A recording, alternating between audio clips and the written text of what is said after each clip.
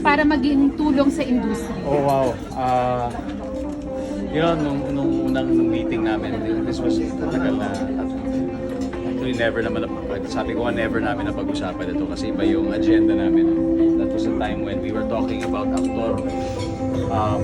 Parati niya sinasabi na, paano ba natin matutulungan talaga yung ating mga members? How can these programs impact the lives of our community? So parati niya rin sinasabi at tinatanong yan.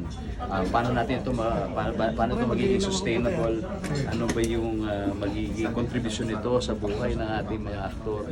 So parati siyang mindful doon. And I think bilang isang public servant at matagal na sa industriya, yun yung mga bagay na talaga na nagmamatter sa kanya.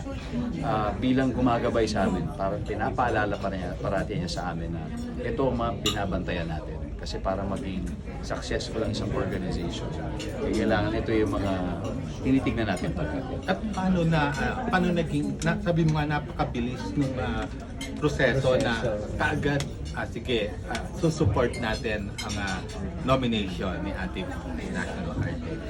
Kasi may ongoing movement na eh. Hindi lang naman ito nagsimula sa amin. And I'm sure matagal na ito. Gaya ng pag-get ko kanina, may 20 plus organizations that are also pushing for this. And we're just one of them.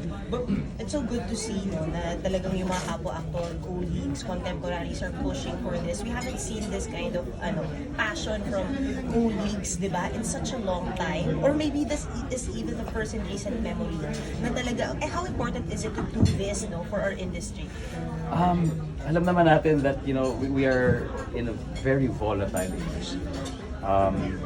But personally, I think that we are at a very important stage na crossroads tayo ngayon. Kung ano yung gagawin natin ngayon will dictate yung ating progress or kung hindi man yung hindi pag-grow. Let's put it at that. Kasi imagine mo, nandiyan na yung streaming platforms, so the advent of all those, yung mga tao unti-unting bumabalik sa sinehan, although hindi buong taon. Pag Metro Manila Film Festival lang, marami pa rin mga producers ang mga pelikula na hindi kumikita, diba, throughout the year. But also on the other hand, nandiyan na yung mga policies na dati pinag-uusapan lang, like the Creative Industries Act is already there, the Eddie Garcia Bill is already there, and you'll be surprised, marami nang nag-organize na rin na groups, and the IGA is a testament to that. The IGA, the Inter-Guild Alliance, na nandun ang mga different guilds like the cinematographers, the Directors Guild, na stuntmen are there, the associate producers. Would you believe it, pati mga makeup artists nag-uusap-usap na ngayon para mag-organize. So the point is, ang daming movements ng industry, and kung hindi natin masabayan yung nangyayari, sayang yung opportunities. And the only way to do that is if we are united. And I think yung talaga yung pinaka-thesis ng lahat ng ito. We move forward together. Kasi hindi pwedeng isa-isa. And to rally behind somebody like Ate V, especially in an event like this, I think is something that is very important. Kasi this is definitely an industry.